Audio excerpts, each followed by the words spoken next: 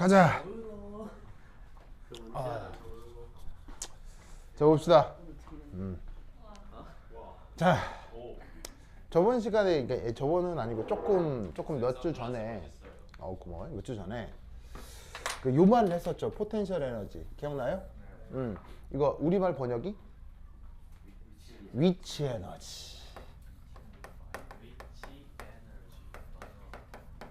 위치 에너지. 그래서 이 위치 에너지라는 개념을 예전에 얘기를 했으니까 그거 꼭 공부를 해야 알겠죠? 알겠죠? 그리고 지금 오늘 할 부분은 수능화학 1에서도 되게 중요하게 다루죠. 알겠죠? 중요하게 다루시고 그리고 사실은 수능화학 1뿐 아니라 아주 전문적인 예를 들면 화학에서 박사과정까지 하는 어떤 이론에도 이게 적용돼서 설명이 되거든요. 그래서 화학에서 아주 기초적인 것부터 광범위한 영역까지 아주 공통적으로 잘 쓰이는 건데 명확하게도 이렇게 이 부분에 대해서 잘 알고 얘기해주는 교사가 거의 없다고 봐야 돼요. 그래서 오늘 나한테 이거 수업을 들으면 지금까지 내가 이걸 알았어도 잘못 알았구나 뭐 이런 생각이 들 거고 나중에 학교에서도 이거 이렇게 제대로 설명해 주는 사람 아무도 없을 거예요. 그래서 이거 수능 화학 1부터 화학 전반에 대해서 아주 전문적인 영역까지 전부 다 나와요. 나오는데 이걸 명확하게 설명을 잘 못 해주는 경우들이 많으니까 이거 잘 보도록 하시고, 그리고 놀라웠게도 지금 여기서 할 요 내용이 최근 경남과학고 브릿지 수업자료에 이게 나와요. 나왔어요. 나왔는데 교사가 학교에서 별로 강조하지 않은 것 같아요. 그래서 아마 경남과학고 갔다 온 학생들도 이게 브릿지 자료에 있는지도 가물가물할 거고 교사도 뭐 이렇게 명확하게 얘기하지 않은 것 같고, 하지만 브릿지 자료에도 이게 나와 있다는 얘기는 적어도 영재고나 과학고 교사들 머릿속에는 이게 있어요. 알겠어요? 이게 있습니다. 이 내용이 있어요. 어찌됐건 꼭 알아야 돼요. 그죠? 자, 그래서 이제 한번 살펴보도록 하겠습니다. 자, 그래서 이제 우리가 앞서 배웠던 위치 에너지 이 개념을 어디에 적용을 해볼 거냐? 바로 여기에 있는 케미컬 본딩. 케미컬 본딩. 화학결합이란 말 들어본 적 있죠?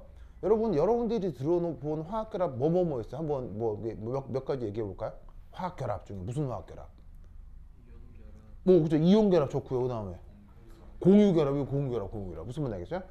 그 외에도 베이결합, 금속결합 등등등 있을 수 있는데 그 많은 화학결합들의 이 위치에너지적 개념을 모두 다 적용해 볼 수 있어요.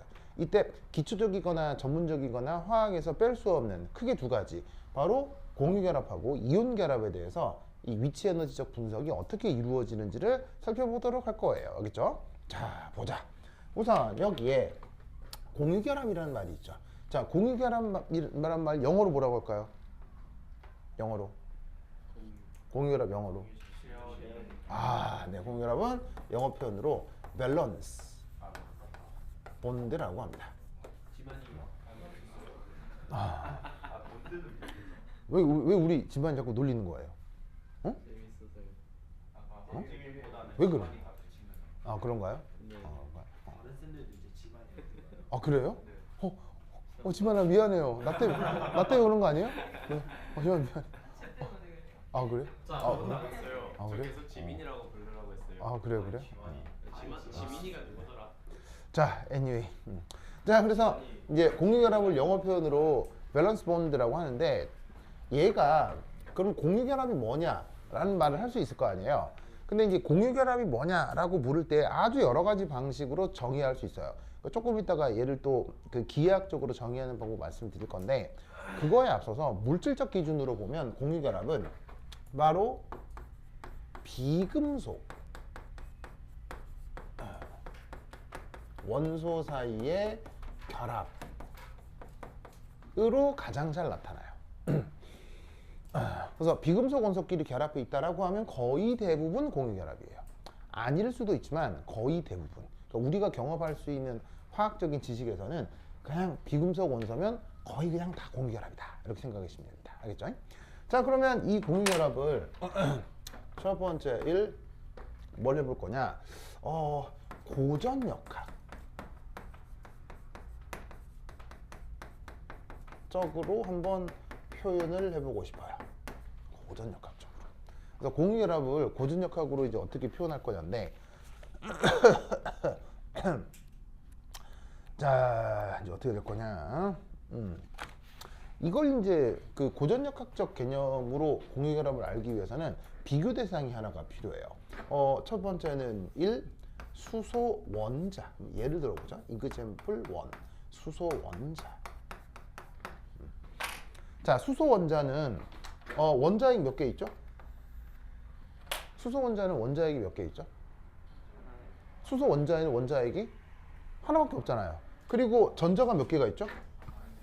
전자가 짜잔 이렇게 하나뿐이에요. 그죠? 그럼 이때 수소 원자는 원자핵 하나, 전자 하나, 입자가 두 개뿐이 없고 이 두 개 사이에 무슨 그 고전역학적인 힘이 나타나요? 이 둘 사이에 무슨 고전역학적 힘이 나타나요? 바로 인력이 나타나죠. 맞남요? 그죠, 그죠? 자, 그러면 이 원자가 아니라 이게 만약에 공유결합을 이루려면 공유결합은 당연히 원자에서 벌어지는 거예요? 아니면 무슨 입자 사이에서 벌어지는 거예요? 무슨 물질 안에서 이루어지는 게 공유결합이에요? 분자는 돼야 공유결합이라고 얘기를 할 수 있죠. 원자에서는 핵하고 전자의 정전기적 인력뿐이에요. 그러면 공유결합이 되려면 적어도 분자를 이루어야 하거든요. 아무리 작아도. 자, 그러면 분자 중에 가장 간단한 게 바로 지금 저기에 나오는 H2 수소 분자란 말이죠. 그러면 수소 분자는 원자핵이 몇 개 있어요? 수소 분자는 원자핵이 짜잔 이렇게 두 개가 있겠죠. 자, 그래서 요래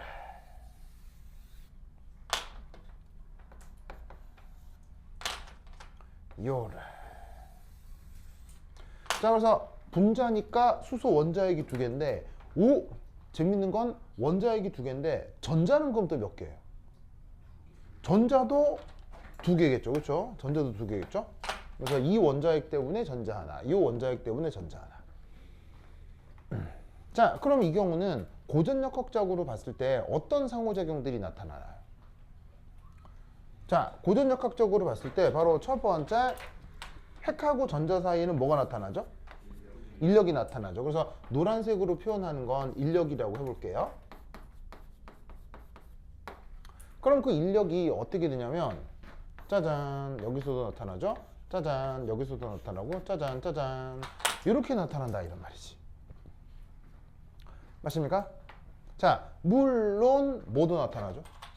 청력도 나타나겠죠. 어떻게? 누구하고 누구 사이에?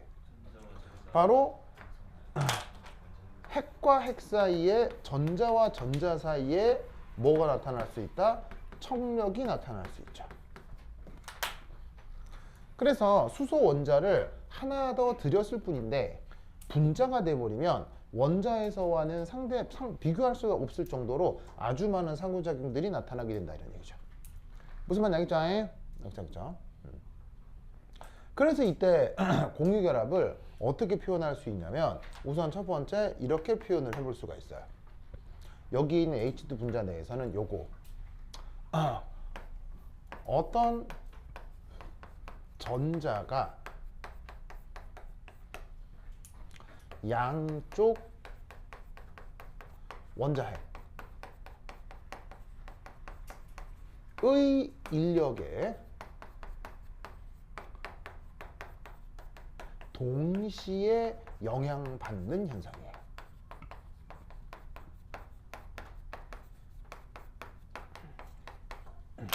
이런 현상을 뭐라고 부른다? 공유결합이다 라고 부르는 거고, 이때 여기에 지금 어떤 전자라고 했는데 그 전자가 지금 이것이 되는 거지.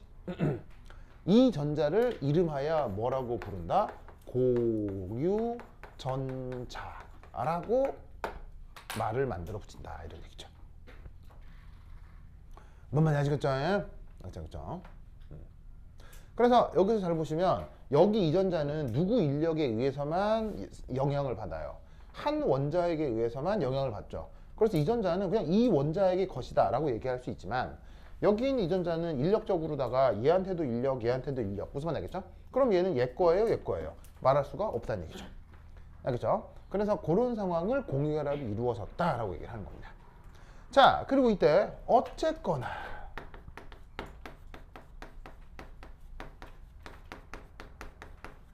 결과적으로 여기 보시면은 분자에서는 인력도 나타나고 청력도 나타나는데 어쨌거나 청력보다는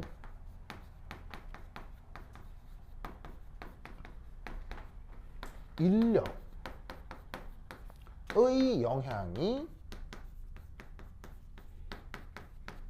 더 강하게 나타나겠구나 라고 생각할 수밖에 없어요. 왜 그렇죠? 자, 여기 보시면 이건 노란색으로 표현하는 건 인력이고 파란색으로 표현하는 건 청력이잖아요. 그럼 뭐 인력도 청력도 다 같이 나타나는데 그럼에도 결과적으로는 인력이 더 우세하게 나타날 것이다 라고 생각할 수밖에 없어요. 이유는? 뭐라고? 뭐라고? 왜요? 왜 인력보다 청력보다 인력이 더 여기서 우세하다라고 말할 수밖에 없을까요? 결합을 하고 있어요?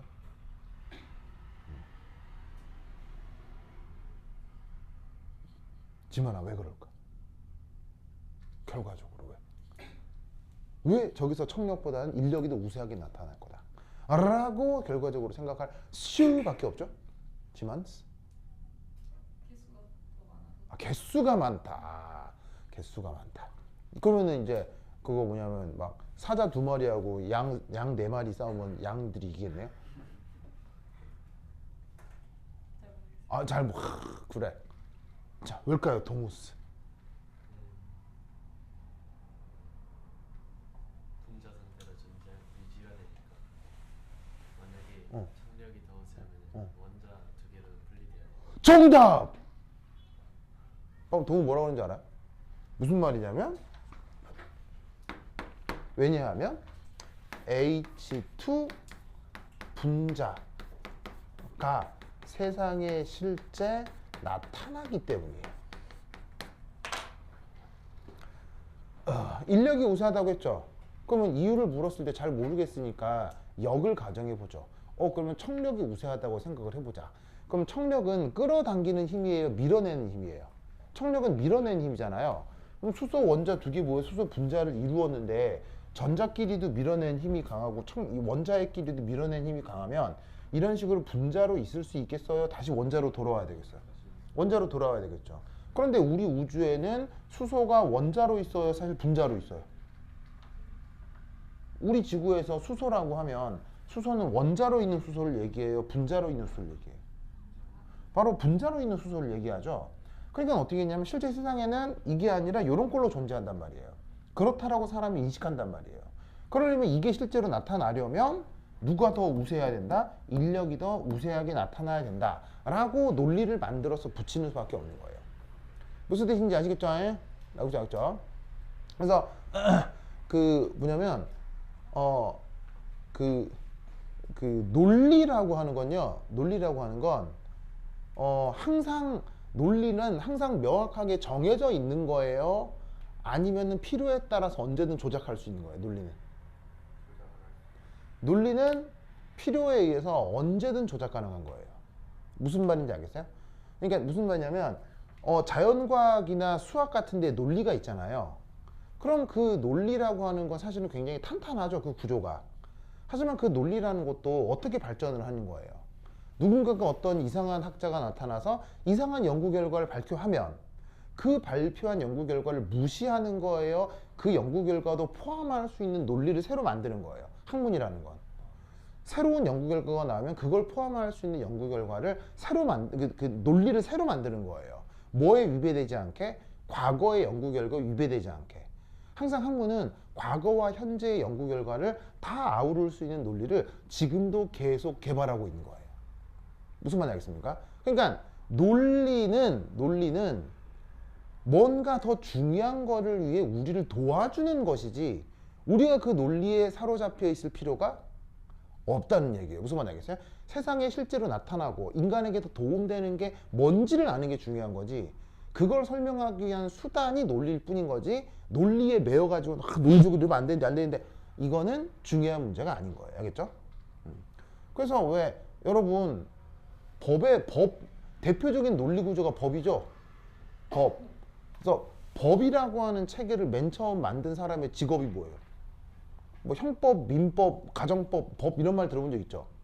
그런 법을 맨 처음 논리구조적으로 만든 사람들이 누구예요? 직업적으로 누구예요? 누가 법을 만들었어요? 근대 구조적 법. 뭐 살인하면 몇 년형, 뭐 절도하면 몇 년형, 뭐 이런 거 있잖아요.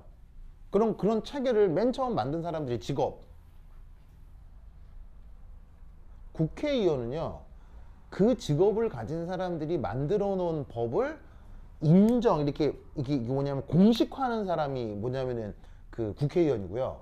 그래서 그걸 우리가 법을 제정한다고 하죠. 입법부라고 하죠. 그게 아니라 아주 법이라고 하는 그 자체를 기술적으로 만드는 사람들, 기술적으로, 테크니컬하게. 요렇게 딱 정하면 많은 논리 구조를 포함할 수 있겠다, 이런 식으로요. 그 논리 구조를 테크니컬하게 짜는 사람들, 직업이 뭐냐고요? 수학자예요. 법은 수학자가 만든 거라고요. 이걸 모르더라고. 여러분 코딩 배워봤죠? 코딩 배워봤잖아요.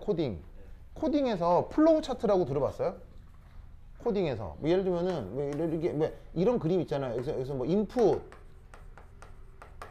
해서 뭐 x가 뭐 1보다 크냐, 그러면 yes, no 하면은 요 x한테 y를 부여하고, 뭐 이건 x한테 z를 부여하고, 뭐 해서 뭐 나중에 뭐 아웃풋 뭐 이런 플로우 차트 본 적 있죠. 그럼 여러분 이 플로우 차트는 매우 제 맘대로예요. 굉장히 논리 구조적이에요. 논리 구조적이죠. 그럼 여기다가 이렇게 해볼까요? 인풋 살인, 무슨 말 알겠어요? 살인 딱 넣었어요. 살인 경우에서 두 번째 계획살인, 우발적 살인, 무슨 말 알겠어요? 그럼 계획살인 형량 5년 이상, 우발살인 5년 미만, 무슨 말 알겠어요? 지금 이 논리 구조를 보면 여러분 법에서 그 판사들이 형량을 때리고 하는 그 모든 게 딱 봤을 때 매우 인본주의적 같아요, 매우 수학적 같아요. 보세요. 이 구조를 보니까 수학자들이 만든 거예요. 법은 이걸 모르더라고요. 무슨 말인지 알겠어요? 그래서 법에는 피도 눈물도 없는 거예요. 법은 논리구조적으로 만들어진 거니까. 그래서 20세기 수학사 사건 중에서 가장 중요한 그 하나의 사건이 뭐가 있냐면, 그래서 이런 논리구조와 수학적 구조를 중요하게 생각하는 문화권이 어디예요? 다른 어떤 나라들보다 이런 논리구조에 대해서 굉장히 중요하다고 생각하는 문화권, 바로 독일이죠. 독일. 그래서 독일의 철학자들하고 독일의 수학자들하고 모두 모여서 뭐를 만들려고 했었냐면, 이게 20세기 초반 최대 프로젝트 중에 하나예요. 독일의 그 뭐냐면 국력을 활용을 해서 수학자들과 철학자들하고 논리학자들하고 법학자들하고 다 모여서 절대로 누구도 빠져나갈 수 없는 완벽한 법 체계를 설계하는 프로젝트가 진행됐어요. 왜냐면 여러분 알죠? 힘없으면은 뭐냐면은 그거 2,000원 훔쳤을 때 힘없으면은 감옥에 2년형인데 힘 많으면 100억 횡령해도 집행유예로 감옥 안 가는 거. 그거 아세요?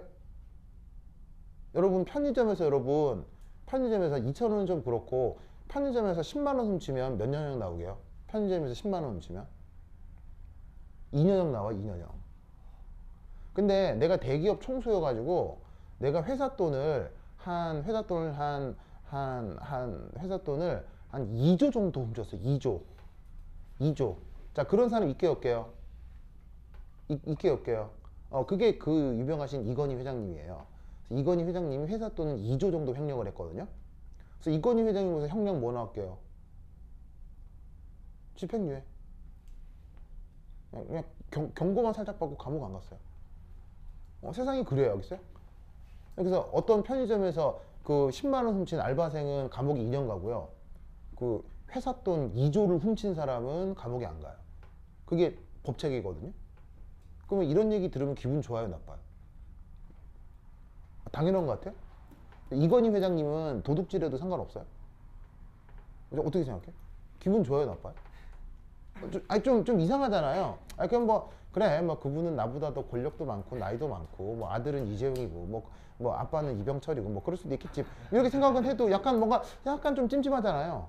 그래서 이렇게 생각했던 독일의 수학자들, 철학자들, 법학자들, 논리학자들 다 모여가지고 이런 게 없는 이런 게 일어날 수 없는 완벽한 법 체계를 만들려고 학자들이 모여가지고 막 연구를 했어요. 막 연구를 하니까 뭐 수백억 프로젝트로 연구를 한 거예요. 해가지고는 연구를 하는데 갑자기 거기 조교로 있었던 어떤 대학원생 하나가 막 조교가 막 연구 교수님 연구 시킬 거 아니에요. 자 이거 복사해와라 막 했을 거 아니야. 하다가 지가 자리에 앉아가지고 쩍쩍쩍쩍 해가지고 막 뭐 증명해요. 막 거기서 뭘 증명했게요? 완벽한 체계는 존재하지 않는다. 예, 그거를 증명해 버려요. 수학적으로. 그래서 그 자리에서 그 프로젝트는 파토 끝. 이게 20세기 수학 역사에 엄청 중요한 연구 결과예요. 그래서 완벽한 체계는 존재한다, 존재하지 않는다? 절대 존재하지 않아요. 인간이 아무리 논리 구조를 예쁘게 짠다고 하더라도요. 조선시대에 보이스피싱 처벌법이 있을 리가 없잖아요. 근데 무슨 말인지 알겠어요? 시간이 지나고 연구 결과가 생기고 실험 데이터가 쌓이면 과거의 논리로는 포함 못하는 게 계속 발생할 수밖에 없어요. 경험적으로. 그걸 어떤 수학자가 아예 면역적으로 증명해버린 거예요. 무슨 말인지 알겠죠? 그러니까 우리는 논리 구조가 안 중요한 건 아닌데 그 논리 구조가 이런 위험성이 있다는 생각을 항상 해야 돼요. 무슨 말인지 알겠죠? 그래서 논리 구조는 논리 구조 자체가 중요한 거예요. 뭐를 설명할 뿐인 거예요. 논리 구조는 실험 결과를 설명할 뿐인 거예요. 혹은 논리 구조는 인간의 삶을 더 유익하게 만들기 위해서 개발될 뿐인 거예요. 무슨 말인지 알겠죠? 그래서 논리 구조를 물고 늘어지는 사람이 보통 뭐예요? 바로지. 악마예요. 악마예요. 알겠어요? 악마예요. 뭐냐면 어떤 방향으로 가야 되는데 이거 절차적 문제가 있다. 절차적 논리에 문제가 있다. 그래서 그 방향으로 못 가게 막는 사람이 있거든요. 그런 게 바로 악마예요. 그런 악마라고요. 무슨 말인지 알겠죠? 그래서 여러분 예를 들면은 그 사회 시간에 소급 적용이란 말 들어본 적 있어요? 소급 적용? 법적으로요. 예를 들면은 2025년 1월 1일에 정해진 법이 새롭게 법이 생겼어요. 그걸로 2024년에 벌어진 범죄 처벌할 수 있어요? 처벌하지 못하게 돼 있죠. 어디에? 어디에 그렇게 돼 있어요? 헌법에 그렇게 돼 있잖아요. 헌법에. 법은 소급 적용할 수 없다고요. 알겠어요? 그러면 법 소급 적용할 수 없다는 그 논리 구조는 완벽하게 지켜져야 해요. 필요하면 안 지킬 수도 있어요. 필요하면 안 지킬 수도 있어요. 그래서 여러분 정해진 법 중에 소급 적용되는 법이 어떤 법들이 있는 줄 아세요? 정해진 법 중에 소급 적용되는 법. 예를 들면 전쟁 범죄. 전쟁 범죄예요. 전쟁은 이미 끝났잖아요. 근데 전쟁 안에서 엄청나게 많은 그 전투 상황과 무관한 범죄들이 있을 수 있잖아요. 혹은 그리고 인류 범죄, 인권 범죄. 예를 들면 나치가 유대인을 잔혹하게 인종 청소했던 뭐 이런 거. 이런 거는 공소시효도 없고 공소시효 없는 거 알아요? 공소시효란 말도 알아요? 뭐냐면 몇 년 지나면은 범죄가 사라지는 거. 그런 것들은 뭐가 없다? 공소시효가 없어요. 그러면 그런 거는 기본적으로 헌법을 위배하잖아요. 그런 거 헌법 위배하는 거 아니에요? 소급 적용되는 거니까. 그러면 그런 건 사람이 어떻게 만들어요? 단 다음에 조항은 예외 이렇게 붙이면 돼요. 그냥 붙이는 거예요. 그냥 그러면 그 단 그런 건 누가 정하는 거예요? 단 그런 거? 국민투표로 정해요. 국민투표로. 무슨 말인지 알겠어요? 그러니까 논리 구조가 중요한 게 아니라 뭐가 중요하다고요? 논리 구조가 중요한 게 아니라 사람이 어느 방향으로 나아가야 되느냐. 그게 중요한 거고 자연과학에서는 현상과 실험 데이터가 중요한 거예요. 거기에 논리 구조를 만들어 붙이는 거예요. 무슨 말인지 알겠죠? 그러니까 논리 구조에만 매여서 진행하지 못하게 하는 건 기본적으로 악마들이에요. 진짜 나쁜 놈들이에요. 알겠죠? 그렇죠? 그래서 요 현상으로부터 여기서 나타나는 인력과 청력 중 인력이 우세하다라고 말을 만들어 붙이면 된다 이런 말이죠. 알겠죠? 자, 그럼 이제 이렇게 고전역학적으로 표현되는 이 공유 결합을 어떤 간단한 예시를 들어가지고 그 결합이 형성되는 과정에 형성되는 과정에 위치 에너지가 어떻게 나타나는지 한번 표현을 해볼게요. 자, 가자. 자, 지우개. 자, 고다음 지운다. 8.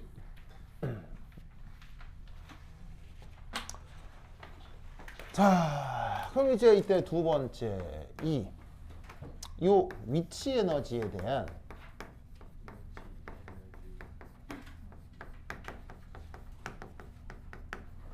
정확한 표현.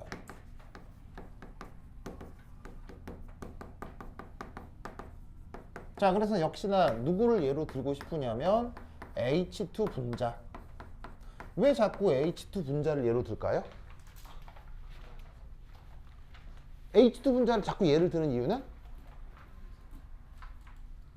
왜 자꾸 H2, 왜 자꾸 H2를 예로 들까요? 그렇죠. 바로 공유결합하고 있는 것 중에서 제일 뭐하니까요? 제일 간단하니까요. 왜냐하면 지금 기초적인 논의를 시작하는 거니까 복잡한 구조부터 생각하면 정신없잖아요. 그래서 분자 구조 중에 가장 간단한 거. 그럼 생각해보면 수소 분자밖에 없죠. 그래서 쟤를 예로 들 텐데, 그러면 여기서 나타나는 이 위치 에너지적 상황을 어떻게 표현할 거냐라는 거죠. 자, 그러면 이때 편의상 여기에 나와 있는 두 원자핵을 하나를 A, 하나를 B 이렇게 표현을 해볼 거고요. 그 다음에 여기에 있는 두 전자를 각각 1번, 2번이라고 표현을 해볼게요. 그럼 이때 A 원자핵에서 1번 전자까지 거리는 RA1, 그 다음에 B 원자핵에서 2번 전자까지는 RB2 이렇게 한번 표현을 해볼게요.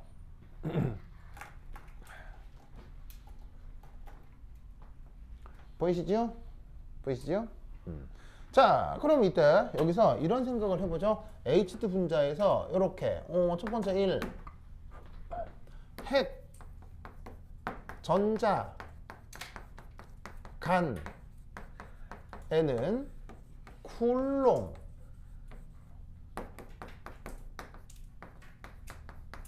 상호작용이 나타난다.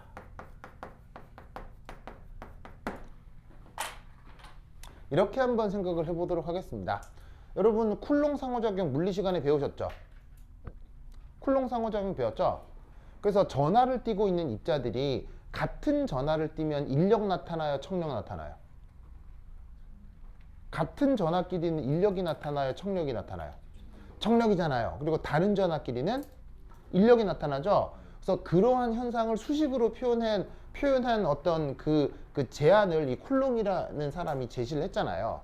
그래서 여러분 요 수식 기억나요? 그래서 쿨롱 수식 E, C 한 다음에 4파이 입실론 제로분의 1 한 다음에 거리분의 전하량 곱.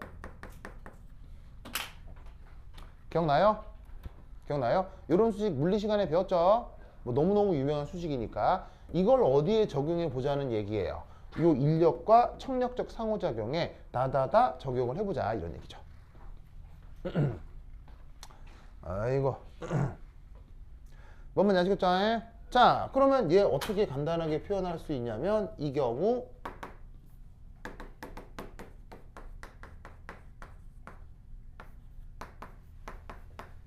자, 전체 위치 에너지는 마이너스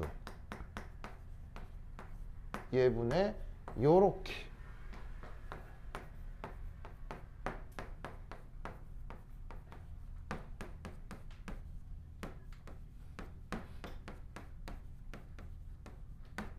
요거 더하기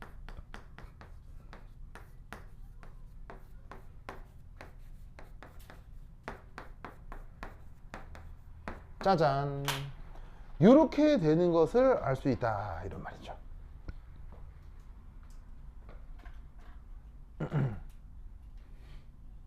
자, 이 표현 아시겠어요? 자, 쓰시고 정리해 쓰시고 어떻게 나온 건지 한번 생각해 봅시다.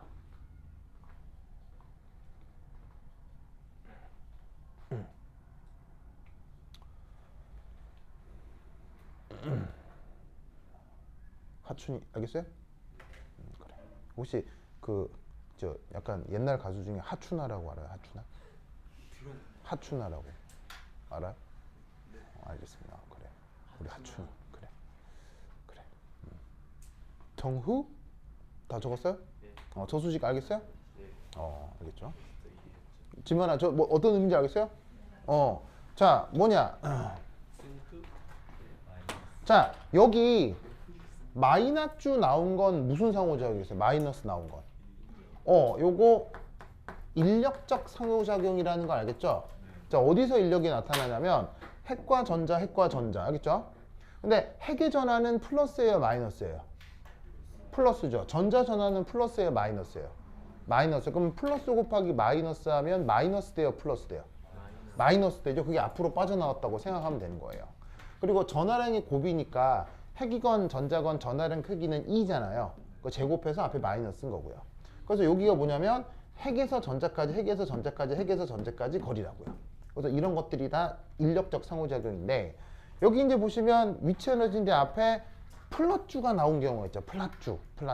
그럼 플랫주 어떤 경우냐면 바로와 전자 사이의 전하량 곱, 핵과 핵 사이의 전하량 곱이에요. 그러면 같은 부호끼리 곱해지면 그 부호가 플러스가 되죠. 그래서 이 부분은 청력에 해당하는 위치 에너지 부분이 될 거예요. 그리고 요것은 뭐겠어요? 핵과 핵 사이 거리, 이건 전자와 전자 사이 거리. 알겠죠? 자, 그런데 이런 식의 매니보디 프로블렘은 정확하게 표현할 수 없습니다.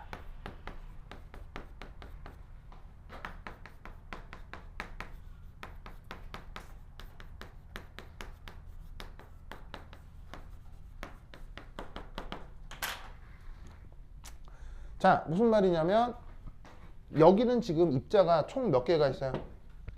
입자가 총 하나, 둘, 셋, 네 개가 있죠? 그 네 개의 입자, 이 네 개의 입자가 서로 상호작용을 해서 나타나는 위치 에너지 정확하게 계산할 수 있다, 계산할 수 없다? 계산할 수 없습니다. 특히나 여기에 있는 이 전자들은 어디 한 위치에 콕 하고 정지돼 있어요. 두 전자 모두 매우 유동적이에요. 두 전자 모두 매우 유동적이기 때문에 특히나 이것을 규정하는 것이 불가능합니다. 이걸 규정하는 게 불가능합니다. 바로 전자와 전자 사이의 거리를 어떻게 규정하냐? 이게 물리학적으로 불가능합니다. 그래서 수소 분자처럼 가장 간단한 분자라 하더라도 쟤를 설명해주는 수학적이거나 물리학적 모델링은 존재하지 않아요. 무슨 말인지 알겠죠? 뭐 예를 들어서 우주선에 사람 태워가지고 달에 보내기도 하잖아요. 그럼 그런 거 보면 이 인류의 과학기술이 어마어마하구나 라고 생각할 수 있지만 놀랍게도 이것도 수학적으로 못 풀어요. 무슨 말인지 알겠죠? 그렇죠? 그래서 이제 이런 것 때문에 이 녀석에 대한 정확한 위치 에너지 표현을 쓴다 하더라도 이건 유용하다, 무용지물이다, 유즐리스한 거예요. 무슨 말인지 알겠어요? 그래서 이거 위치 에너지 알아야 되는데 왜냐면 얘가 화학 반응도 하고 뭐 어떻게 할 거니까. 그래서 여러 가지 상호작용을 하니까 얘 위치 에너지 표현도 알아야 되는데 이렇게 기존에 알고 있던 물리학적으로 표현을 해봐도 소용이 있어, 소용없어. 소용이 없어지는 거지. 그러면 사람들은 어떤 방법을 찾을 수밖에 없어? 바로 정확한 표현을 시도했더니 불가한 거 아니야. 그러면 정확한 표현이 불가능하면 사람은 어떤 방법을 찾을 수밖에 없어? 근사적 방법. 무슨 말인지 알겠죠? 그래서 저 위치 에너지에 대한 근사적 접근을 한번 얘기해 볼 거예요. 지금 이 얘기하려고 하는 근사적 접근 방법이 아주 유니버설하게 많이 활용되니까 꾹꾹 기억해둬야 돼요. 알겠죠? 잘 봐야 돼요. 그러면서 내가 그 삼체라는 얘기 해줬어요? 그 넷플릭스에 네, 넷플릭스 드라마 3채 내가 보라고 했어요? 그거 봐야 돼야겠죠? 남산의 부장들 뭐라고 하셨어요? 그것도 봐요. 남산의 부장도 봐야 되고요. 지윤이 집 가서 보는 거 원작 소설로 봤는데. 상관없어요. 상관없어요. 소설이 훨씬 더 사실은 그 본질적이죠. 근데 자기는 책 읽는 거 좋아하는구나. 진짜로 대단하다. 오 역시 문학적인 아이. 네, 그래서 여러분 뭐 이 얘기도 너무 재밌는 얘기인데 이 얘기 하려면 1시간 넘게 걸리니까 다 할 수는 없고 소개만 할게요. 더 뚜리보디 프라블렘. 네. 저 뚜리바디 프라블렘이라고 하는 이게 원래 전문 용어예요. 전문 용어. 그래서 이제 어디서 사용하는 피직스. 그래서 어떻게 번역을 하냐면 뚜리니까 삶, 보디니까 채, 프라블럼은 문제. 그래서 뚜리바디 프라블럼이라고 하는 수학의 난제가 있어요.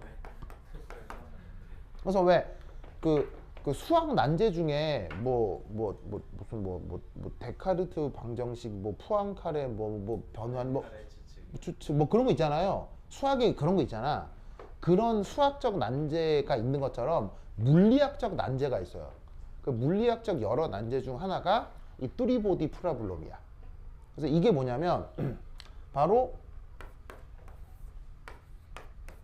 이런 식으로 인력, 청력으로 연결된 3개 이상의 입자들을 미래를 예측할 수 없다 라는 것이 바로 뚜리바디 프라블럼이거든요.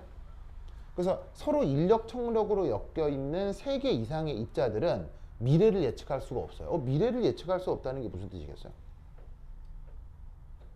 수학적으로 뭘 못 만든다는 얘기예요. 수학적으로 이 녀석들의 상황을 판단할 수 있는 일반해 혹은 함수를 구성하기가 불가능하다는 거예요. 여러분 함수를 안다는 게 무슨 뜻이에요?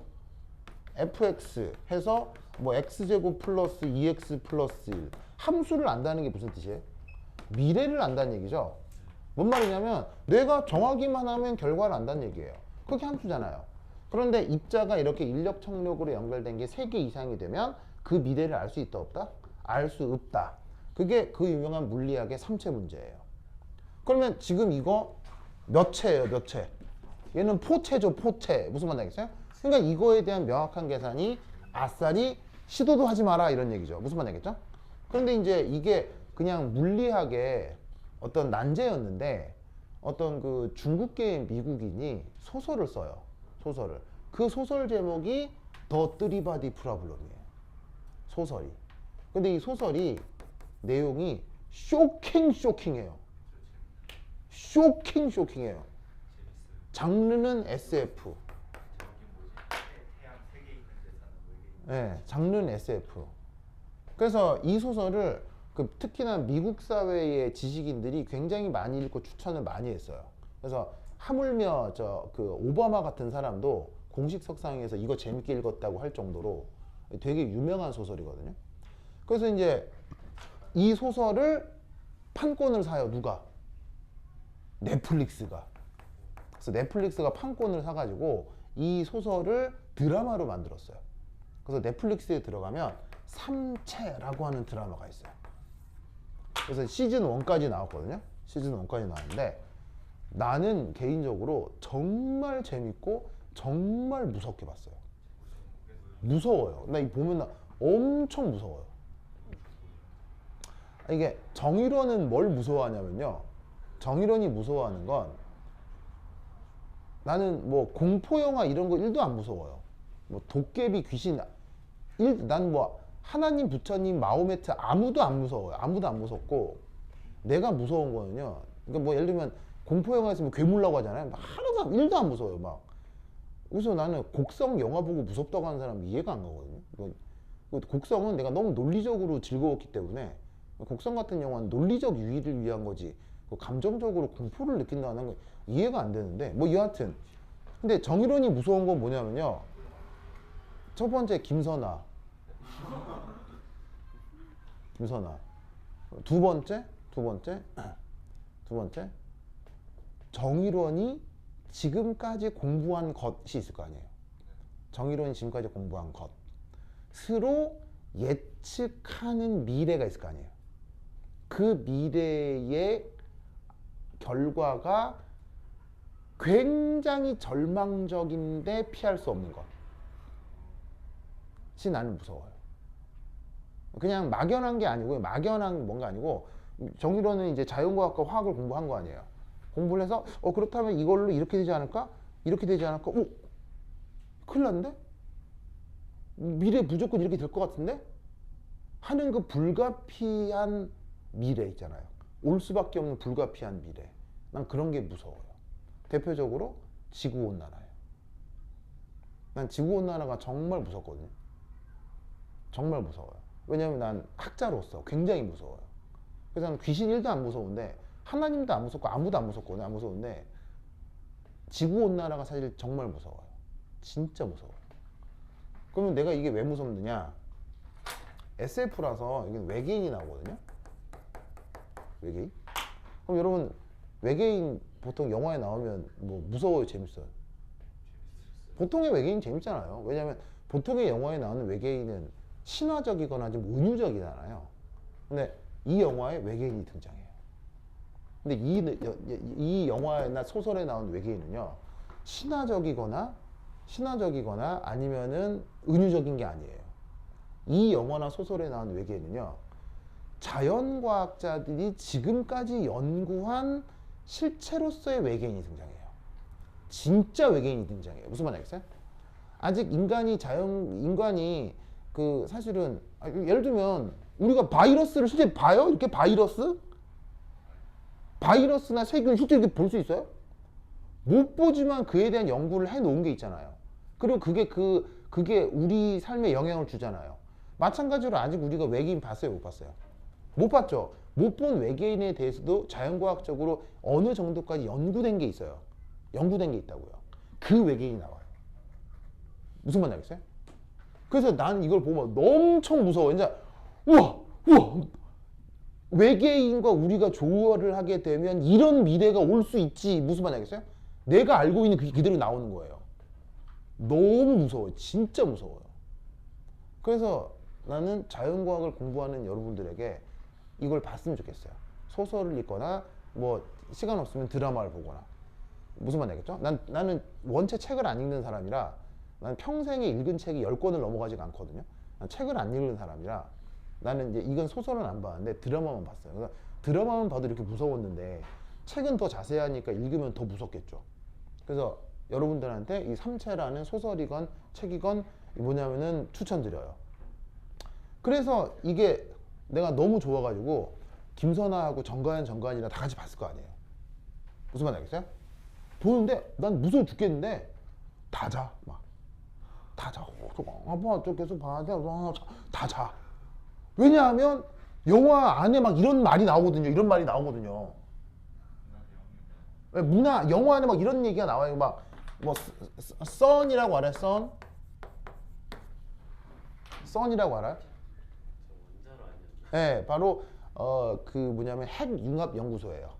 전 지구에 있는 가장 강력한 에너지를 활용하는, 전 지구에서 가장 강력한 그 뭐냐면 입자가속기가 있는 연구소예요. 어디에 있어요?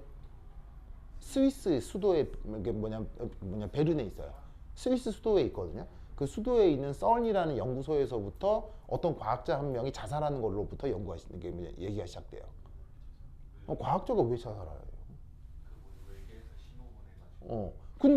근데 이런 모든 막 삼체 문제 나오는데 막 정가연, 김선아는 어떤 사람들이냐? 다 아티스틱한 사람들이거든요.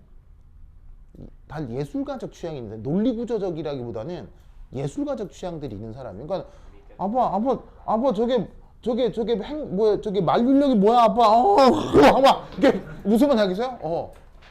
그래서 이 드라마는, 이 삼체라는 드라마는 은근히 인기가 있었어요. 인기가 그렇게 많지 않았을까요? 인기가 별로 없었어요. 왜냐하면 너무 전문 용어가 많이 나와요. 알겠어요? 그런데 자연과학을 한 우리 눈높이에는 딱 맞아요. 딱 맞아요. 무슨 말인지 알겠어요? 그러니까 여러분들한테 보시기를 강력 추천. 알겠죠? 강력 추천. 이게 미래에 올 법한 올 수 있는 상황을 보여주는 거예요. 자연과학적으로. 알겠죠? 그래서 이제 정말 내 감동받으면서 봤거든요. 막 눈물을 흘리면서 봤는데 막 무서워가지고 막 진짜 무섭습니다. 그래서 시즌 1이 끝나는데 얼마나 아쉽든지. 예, 그래서 이 넷플릭스에서 자본을 투자를 해가지고 시즌 2, 3 계속 만든다는데 빨리 나오기를 고대하고 있습니다.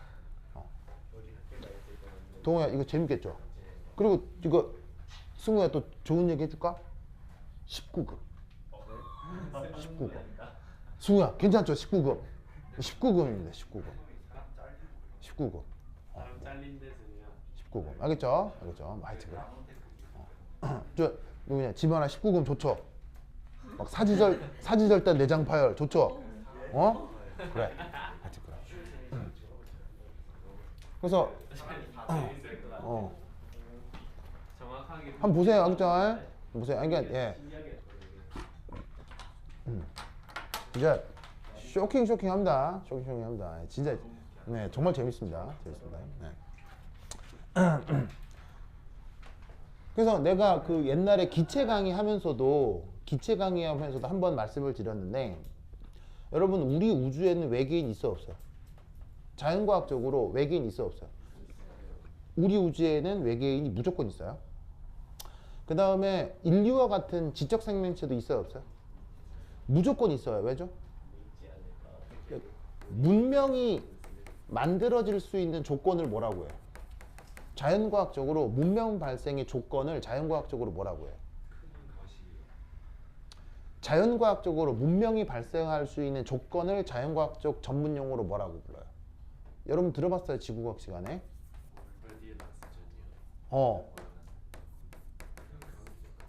골디락스 존이라고 말 들어본 적 있어요? 골디락스 존? 무슨 말이냐면 지구는 금성보다는 차갑죠. 그런데 화성보다는 따뜻하죠. 그걸 골디락스 존이라고 하는 거예요. 너무 춥지도 너무 덥지도 않은. 그래서 펩타이드 결합이 온전히 유지될 수 있는 온도 압력 조건. 펩타이드 결합 저번 시간에 얘기했죠. 펩타이드 결합 저번에 그거 뭐냐면 고분자하면서 했잖아요. 펩타이드 결합 구조식 어떻게 돼요? 여러분 그거 뭐냐면은 그 브릿지 책에 나왔잖아요. 펩타이드 결합 구조식 어떻게 돼요? C, O 이중 결합 그리고 질소. 요거를 펩타이드 결합이라고 해요. 사실은 여기에 수소가 있을 수는 있는데 뭐 딴 게 있어도 상관없어요. 그래서 탄소, 산소 이중 결합이 질소가 단결합으로 연결된 거. 이거를 펩타이드 결합이라고 하거든요. 이 펩타이드 결합이 생명의 근원이죠. 적어도 지구에서는. 그래서 이 펩타이드 결합이 유지될 수 있는 조건을 화학적으로 그런 조건을 지구과학에서는 골디락스 존이라고 하는 거예요. 금성처럼 너무 뜨겁거나 산성 조건이 강하면 금성은 비가 무슨 비가 내려요? 금성은 비가 황산이에요. 황산이 비로 내려요. 알겠어요? 그러면 펩타이드 결합에 황산이 떨어지면 어떻게 돼요? 이게 다 가수분해 되거든요. 그러니까 금성에서는 펩타이드 결합 위주의 생명체가 나타난다 불가능하다? 불가능하다는 얘기죠. 무슨 말이겠어요? 근데 예를 들면 지구에서 조금 먼 게 화성이잖아요. 화성도 약간의 가능성을 보긴 하지만 그래도 화성은 지구보다 따뜻해요? 추워요? 춥죠? 추우니까 또 생명체가 살기 어렵고. 그래서 그런 걸 골디락스 존이라고 하는 그래서 지구 같은 이런 환경을 골디락스 존이라고 하는데 전 우주의 골디락스 존이 지구뿐이에요? 졸라리 많아요. 무슨 말인지 알겠어요? 그러니까 외계 생명체와 지적 문명은 무조건 있어야 되는 거예요. 있어야 되는데 왜 우리는 외계인을 못 봐요? 바로 너무 멀어서요. 바로 전 우주에 무슨 제한이 있죠? 전 우주에 무슨 제한이 있어요? 속도 제한이 있죠? 전 우주에 속도 제한이 있죠? 아무리 빨라도 누구보단 느려야 돼요. 이거보단 느려야 되잖아요. 그래서 만약에 광속으로 갈 수 있다고 하더라도 예를 들면 겨우 1톤 정도의 우주선을 만들어서 1톤이면 어느 정도의 크기예요? 1톤이면요 우리 여기 지나다니는 보통 승용차 있죠? 보통 승용차 한 대가 1톤이에요. 꼴랑 그 정도 구조물의 우주선을 만들고 사람 한 명을 태워서 하겠어요? 사람 한 명을 태워서 지구에서부터 다른 별까지 지구에서 가장 가까운 별까지 알겠어요? 만약에 꼴랑 그 정도로 만들어서 광속으로 비행할 수 있는 우주선을 만들었다고 치자. 그러면 우주선이 빨리 가려면 뭐가 필요해요? 우주선이 가려면 뭐가 필요해요? 연료가 필요하잖아요. 꼴랑 그 정도 우주선이 지구에서 가장 가까운 다른 별까지 꼴랑 광속으로 1년 정도, 1, 2년 정도밖에 안 걸리거든요. 그 별까지 가는데 필요한 연료가 어느 정도게요? 엄청 많은. 그러니까 이제 사람 한 명, 겨우 한 명, 1톤 정도를 만든 초소형 우주선. 근데 광속 드라이브는 가능해. 그래서 광속 드라이브 가능해서 1년 정도 비행하려고 할 때, 알겠어요? 그때 필요한 연료의 양은 태양 한 개 정도 들어요. 네, 태양 한 개예요. 끌어오른다. 지금 무슨 말이냐면 자동차 정도의 우주선으로 광속으로 1년 비행을 하면 전 우주에 별이 하나씩 사라진다는 얘기예요. 무슨 말인지 알겠어요? 알겠어요? 그래서 어떻게 되냐면 전 우주의 골디락스 존은 너무너무 많은데 첫 번째 속도 제한, 두 번째 거리가 너무 멀고 세 번째 에너지 문제, 알겠죠? 그런 것 때문에 외계인과 아직 조우를 못하고 있다 라는 것이 지금까지 자연과학적인 결론이에요. 무슨 뜻인지 알겠죠? 그런데 미래는 변해요. 미래는 언제나 예측할 수 있어요. 미래는 불확실해요. 불확실하니까 몇 년 후에 진짜 외계인 올 수도 있는 거예요. 알겠어요? 그럴 때 외계인과 인류가 조우했을 때 어떤 일이 벌어질 수 있느냐에 대한 자연과학적인 성찰, 알겠죠? 그게 방금 얘기했던 내용이에요. 그래서 그 삼체라는 건 꼭 봤으면 좋겠어요. 지만아 재밌겠죠? 거기도 주인공이 여자야. 어? 지만이가 닮은 되게 똑똑한 여자 과학자가 주인공이야. 지원이 알겠죠? 삼체 어, 재밌을 것 같아요. 그래? 어? 뭐라고? 생각나는데 어, 이제 그렇죠. 지원이 삼체 재밌을 것 같아요. 아 그럼 지만아 그런 거 별로 안 좋아해? 원래 지원이 그런 거 별로 안 좋아해요. 그런 거 안 좋아해? 잔인한 거 별로 보이나? 아 잔인한 거요? 지원이 그런 거 좋아하는데 별로 안 그래요. 알겠습니다. 자 어쨌건 자 그래서 어떻게 해? 이런 문제를 구하고 싶은데 정확하게 표현하는 게 불가능하다고 했죠. 그럼 얘를 어떻게 하면 근사적으로 표현하느냐? 부어서 한 10분 쉬었도록 하겠습니다. 환실 갔다 오세요.